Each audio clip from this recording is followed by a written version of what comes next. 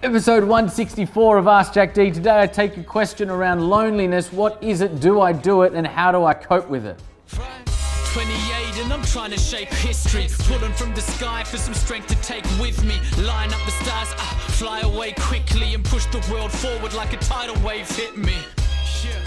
I ride the wave swiftly, I fear no man. Check my titles, mate, quickly. Came from the sky with the light of day in me and grew my own wings. Stevie Pies from Instagram, thank you for submitting today's questions. Thank everybody for submitting a lot of questions. We are being bombarded recently for Ask Jack D, and we are loving having these dialogues. If you're not tuned in to the Ask Jack D live shows, you need to be. We're now doing them Tuesday, 8:30 every single week. Today's question comes from Mr. Stevie Pies. Hit us with the question, Rosie.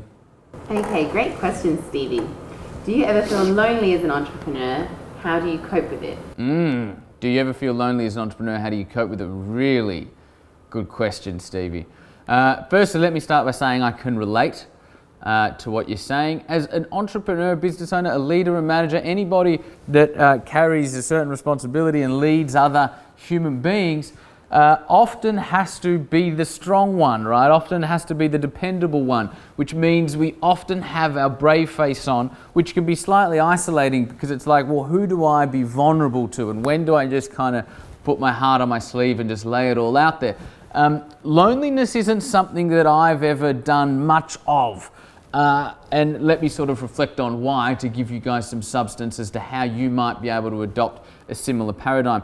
There's probably a few things here. So number one is I consciously and purposefully develop really meaningful and enriched relationships with great, authentic people, both in business and outside of business.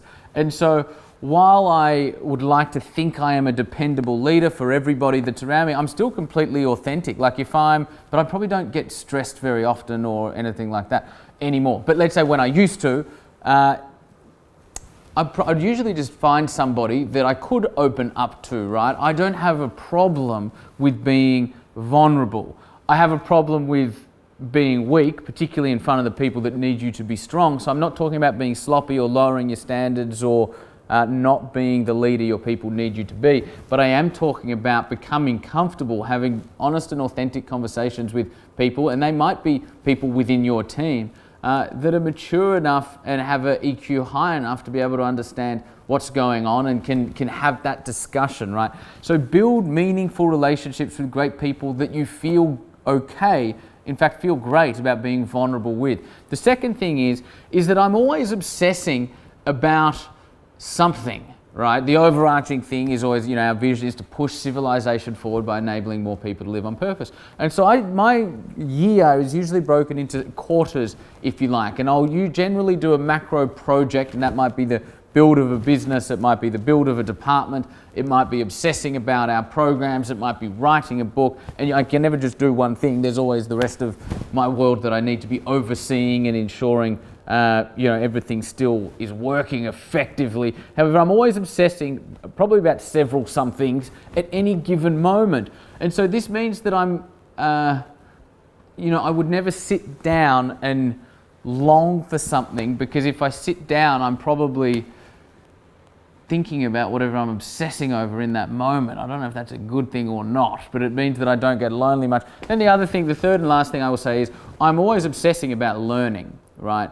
And so I really love quiet time and alone time because it means I can pick up that book that I've wanted to read, or it means I can watch that documentary, or it means I can do fucking nothing for 10 minutes, which is like a luxury, right, in our world.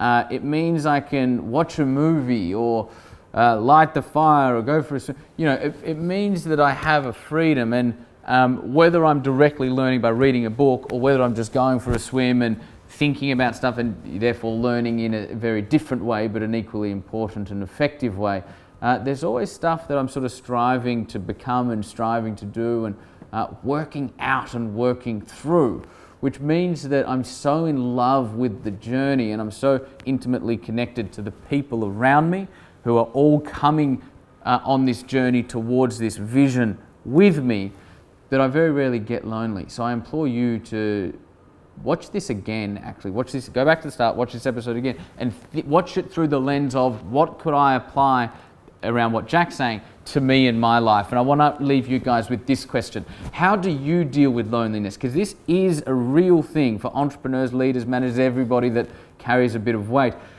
How do you deal with loneliness in your life? I'm really interested to get your answer on this in the comments below. I will be there, episode 164. Stevie Pies, thank you very much. Comments below, guys. How do you deal with loneliness? What that means